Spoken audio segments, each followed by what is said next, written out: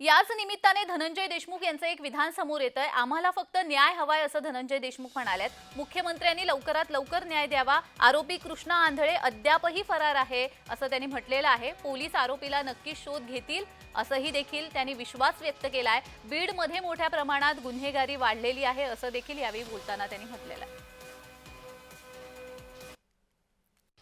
एका राष्ट्रवादी काँग्रेसच्या तालुका अध्यक्षाच्या ऑफिसमध्ये जी मीटिंग झाली, जिथून आवादा कंपनीच्या अधिकाऱ्यांना धमकावलं गेलं, खंडणी मागण्यात आली, तिथं तो पोलीस अधिकाऱ्यांसोबत कृष्णा आंधळे हा तिथं उपस्थित आहे। हा आलाय कॅमेरामध्ये, परंतु तो केज पोलीसमध्ये सर्रास वावरत होता। त्याला कुणाचंही भीती नव्हती, त्याला अभय होतं पोलिसांचं, राजकीय पाठबळ होतं, म्हणून तो कित्येक गुन्हे करू शकला। आणि सगळ्यात महत्त्वाचं की हे जे गुन्हेगार आहेत या प्रत्येकावर 7 ते डायरेक्ट 22पर्यंत गुन्हे आहेत। ह्याची अगोदर कुठंही चौकशी झाली नाही, त्यांना कुठंही शिक्षा मिळाली नाही।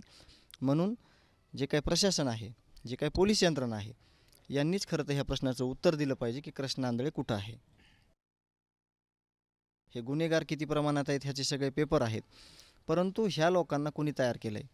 हे लोक कुणाच्या आश्रयाखाली इतक्या दिवस असे खून, दरोडे, अपहरण करत होते?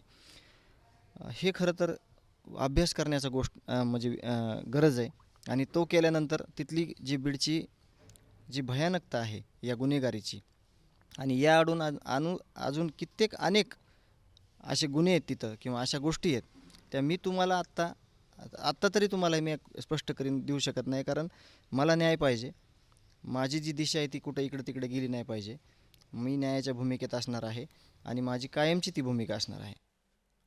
या संदर्भात संतोष देशमुख यांची कन्या वैभवी देशमुख हिने काय प्रतिक्रिया दिली आहे पाहूयात।